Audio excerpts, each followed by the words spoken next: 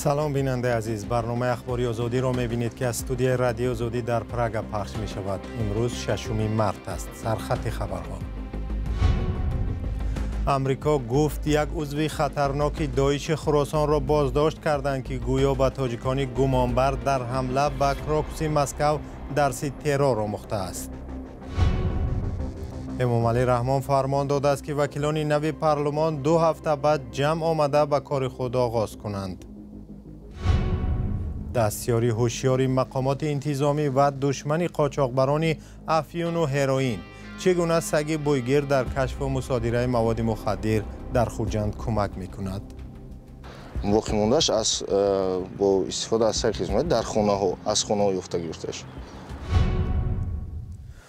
مقامات ایالات متحده آمریکا گفتند طراح حمله به فرودگاه کابل در سال 2021 که در آن 13 سرباز آمریکایی کشته شد در پاکستان بازداشت و به آمریکا استرداد شده است. محمد شریف الله با لقب جعفر عضو سازمان تندرو داعش خراسان بوده در دهها حمله تروریستی دست داشته است. او با مفتشان گفته است که به 2 شهروند تاجیکستان که در حمله به کراکوس در مسکو گمان بسته هستند تماس داشته است. همکارم طاهری سفر گزارش می‌دهد. فرودگاه کابل در روز 26 آگوست سال 2021 به خاک و خون کشیده شد. در روزی که نیروهای آمریکایی پس از 20 سال حضور افغانستان را ترک می‌کردند، در حمله مرگ طلبانه 13 سرباز از آمریکا و بیشتر از 170 افغانستانی کشته شدند. شاخه خراسان داعش مسئولیت حمله را بر دوش گرفت. مقامات آمریکایی گفتند گناهکاران را جزا خواهند داد. محمد شریف الله با تخلص جعفر در پاکستان بازداشت شده است. دونالد ترامپ روز 4 مارس در سخنرانی در کنگره او را خطرناکترین تروریست نامید. امشب با خوشحالی خبر می‌دهم که ما تروریست خطرناک و مسئول عمل وحشیانه را بازداشت کردیم. او در راه است تا نزد شمشیر تیز دادگاه آمریکا پاسخ دهد. وزارت عدلیه آمریکا در جزئیات که روز 5 مارس نشر کرد گفت محمد شریف الله به شهروندان تاجیکستان که در حمله به کراکوس سیتی در مسکو دست داشتند تماس داشته است. در خبرنامه گفته می شود شریف الله به مفتشان آمریکایی گفته است به 4 حمله‌گر استفاده از اتومات کلاشنیکوف را آموزش داده با 2 تن از آنها آشنایی داشته است. روز 22 مارس سال 2024 مقامات روسیه از حمله تروریستی به تالار کنسرتی کراکوس خبر دادند که در آن بیش از 130 نفر کشته شد. سید اکرم رجبعلی زاده، فریدون شمس‌الدین، دلیرجان میرزویف و محمد صابر فیضف را حمله‌گران اصلی نام بردند. معلوم نیست که با کدام از آنها کی و در کجا محمد شریف الله شناس شده است. نزدیکان تاجیکان بازداشت شده کاری دستی آنها بودن حمله را باور ناکردنی خواندند. امامعلی رحمان رئیس جمهوری تاجیکستان امر داده است که نخستین مجلس هیئت نوی وکیلان مجلس نمایندگان روز 19 مارس برگزار شود. بر طبق این فرمان جلسه در شهر دوشنبه و ساعت 10 آغاز می‌یابد. مجلس نمایندگان از 63 کرسی عبارت است. در انتخابات پارلمانی 200 کس اساساً نمایندگان حزب حاکم خلقی دموکراتی و 5 حزب دیگری رو به حکومت وارد کارزار شدند. انتخابات پارلمانی روز 2 مارس برگزار شد و به اطلاع رسانه‌های دولتی در آن بیشتر از 85% مردم برخوردار از حق رای شرکت کردند. انتخابات را که به حضور مخالفان، ناظران سازمان امنیت و همکاری در اروپا صورت گرفت، مخالفان حکومت یک صحنه‌سازی و وانمود کردن دموکراتیا در تاجیکستان نامیدند. ناظران غربی هم گفتند که تاکنون بسیاری از انتخابات‌های تاجیکستان مطابق به معیارهای بین‌المللی و دموکراتی و شفاف صورت نگرفتند. واقعا همین موضوع را همکاران ما در برنامه گپی آزاد این هفته به بررسی گرفتند و پارچه‌ای از آن را حالا با هم می‌بینیم. جناب سیف الله سفروف، یک کاربر آزادی نوشت در منطقه‌ای که وی رای داده است به چشمانش دیده است که 1 نفر به جای 5 نفر آواز داده است. نظر شما چی است؟ چون من از انتخابات سال 94 در هیئت همین در وقت انتخابات ها همه وقت فعال بودم و در اونجا نگاه هم میکردم که چی کار میشود یا نمیشود من راضی هستم که یک تنه شاید که 100 تا ممکن که 1000 نفر هم همین خیلی باشد، چون که هست اویله هایی که کسل هستند، اویله هایی که به پیش اونها حتی نمیفهمند که اگر اونها نوایند حوزه انتخاباتی میتواند همون یاشیک یا صندوق انتخاباتی رو که مخصوص برای کسل ها هست به خانه اونها برند. همین رو نمیدانند و نمیخواهند یا که وقتشان رو بیهوده گذرانند در راه، شاید که دور باشد خانهشان. در این حالت ها البته می شود این کار در همه انتخابات ها. من این رو با چشم خودم دیدم و نمیگویم که کسی دروغ گفته است. تشکر.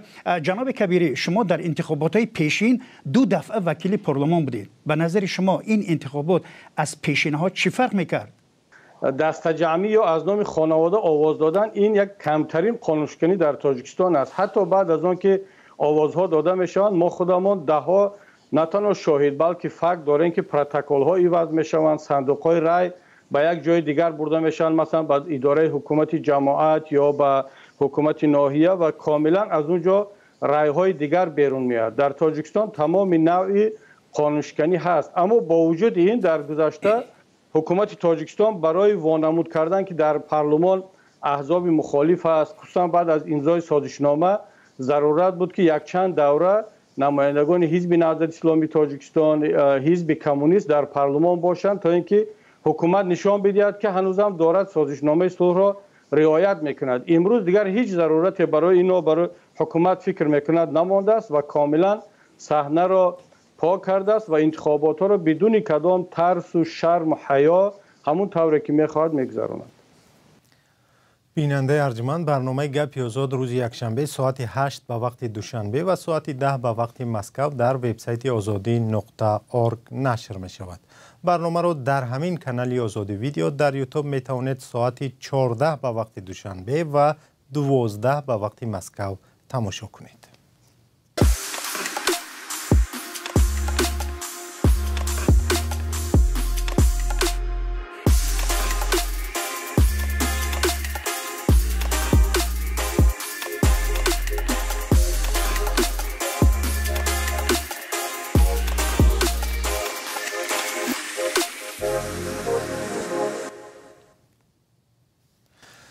در اوکراین که ارتشیان برای جنگ با روسیه به قدر کافی سرباز ندارد، حالا برنامه نوی را برای جلب جوانان بیشتر به صف ارتش معرفی کردند.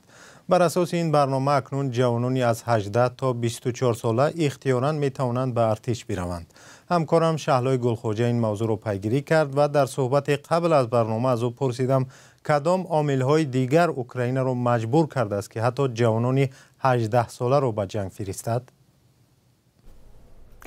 اوکراین بعد تجاوز روسیه به خاک آن در سال 2022 با چند مشکل از جمله کمبود سرباز و سلاح و مهمات جنگی روبرو گردید. تا حال اوکراین با دعوت‌های آمریکا و دیگر متفقان غربیش برای پایین آوردن سن و سال دعوت به ارتش مقاومت میکرد، چون میگفت سفربری جوانان میتواند اوکراین را به بحران دموگرافی روبرو کند و در برقراری کشور هم تاثیر منفی رساند. اوکراین اپریل سال 2024 سن دعوت به ارتش را از 27 به 25 سال پایین آورد و برای فرار از ارتش جزا تعیین کرد و گرفتاران سیل یا ویروسی نارسایی مسئولیت بدن را هم برای خدمت اجازه داد به شرطی که توان خدمت را داشته باشند. ولی این تدبیرها تاثیر چندانی نداشتند.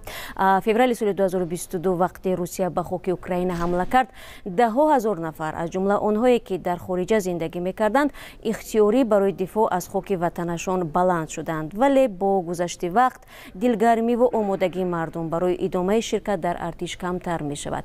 مطبوعات اوکراین گفت که در ماه ینور تا سپتامبر سال 2024 در این کشور 18,000 حالت فرار از ارتش ثبت شده است و بنا به گزارش‌ها هزارها نفر پاره داده از کشور فرار نمودند.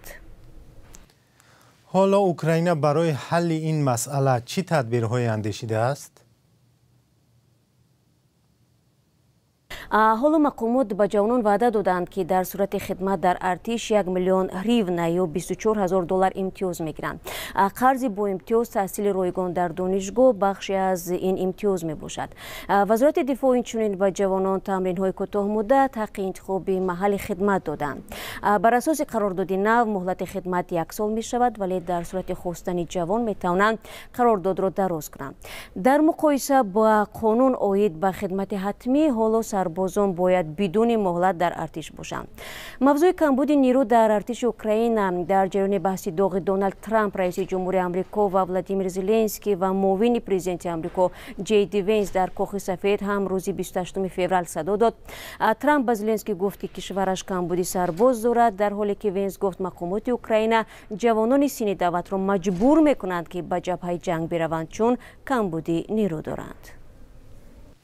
تشکر. همکارم شهلای گلخوجه درباره سعی اوکراین برای جلب نیروهای اضافی به جنگ با ضد روسیه صحبت میکرد. و خبر مهم دیگر این است که امریکا دادن اطلاع مهم جاسوسی به اوکراین از جمله درباره حمله های روسیه به این کشور و حرکت نیروهای آن را متوقف کرده است. سبب هم به قول مقامات امریکا وادار کردن اوکراین به مذاکرات صلح با روسیه و ختم جنگ است. برمیگردیم به موضوعی از تاجیکستان. در ولایت سوغد یک سگ بویگیر به مقامات انتظامی کمک کرده است که مانع قاچاق 10 کیلوگرم چرس و افیون و هروئین شوند و همین گونه جان هزاران نفر را از خطر امین ماند. بلک و یا سیاه که نام این سگ بویگیر است در ولایت سوغد در آژانس مبارزه با مواد مخدر به قول کار میکند و یکی از دستیاران فوق‌العاده مفید برای کارمندان این اداره شده است. فرزان محمدی گزارش می‌دهد. سگ خدمتی که بلک نام دارد بیش از 3 سال است در آژانس نظارت مواد نشه‌آور در ولایت سوغد خدمت می‌کند. او سال گذشته با کمک کینالاک‌ها چند حالت انتقال مواد مخدر را آشکار کرده در پیشگیری قاچاق آن به ازبکستان سهم گذاشته است. دوام سال 2024 با استفاده از این سگ آموزاننده شده کارمندان آژانسی بیش از 8 کیلو مواد مخدر را در 3 حالت دریافت کردند. اکثریتش در شهرهای دوشنبه خوجان واقع موندهش با استفاده از سگ خدمتی در خانه‌ها از خانه‌ها یافته گرفته‌اش. از طرف ریاست اگنتی نظارت مواد نشه‌آور در ولایت سوغد به اطلاع آژانسی 19 فوریه سال 2024 کارمندان شعبه فوری جستجویی این نهاد یک گروه عبارت از 7 نفر را با مقدار زیادی مواد مخدر بازداشت کردند. در مجموع 38 کیلوگرم و 724 گرم مواد نشه‌آور نوی حشیش و 1 کیلوگرم و 980 گرم مواد نشه‌آور سینتتیکی متامفتامین مصادره کرده شده است. نسبت این گروه متشکل با ماده 200 قسم 4 بند دی کودکس جنایتی جمهوری تاجیکستان پیش بینی گردیده پرونده جنایتی آغاز کرده شده است. بازداشت این گروه در شهرهای دوشنبه چناق صورت گرفته است. به گفته مقامات قاچاقبران می‌خواستند مواد نشه‌آور را به قرقیزستان و ازبکستان انتقال دهند. مقصدشان اساسی گذراندن مواد نشه‌آور را به خارج کشور. طریق جمهوری قرقیزستان و ازبکستان همون دو سمت خطی باید می‌گذراندن. مزاجانشان همون دو سمت تیار بودند. پیشگیری چنین جنایت‌ها برای کاهش دادن مشکلات مرزی نیز مساعدت کرده است. سالهای پیش گذشتن قاچاقبران با مواد مخدر به حدود ازبکستان باعث سخت‌تر گشتن نظارت مرزی و ایجاد مانع‌ها برای مسافران می‌شد. رانندگان ماشین‌های بارکش بارها از آن شکایت می‌کردند که هفته‌ها در گذرگاه بند می‌ماندند. ولی سال 2024 رادیوی آزادی درباره چنین مشکلات تقریباً شکایت دریافت نکرده است. تنها طول سال گذشته مقامات و نهادهای انتظامی ولایت سوغد حدود 800 کیلوگرم مواد مخدر را آشکار و مصادره کردند.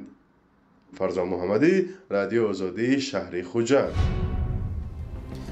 سپاس که ما را همراهی نمودید. بیشتر خبرهای ما را در سامانه آزادی آرگ و صفحه های رادیو آزادی در فیسبوک، اینستاگرام، یوتیوب، تلگرام و تیک تاک و ایکس پیگیری کنید. خدا نگهدار.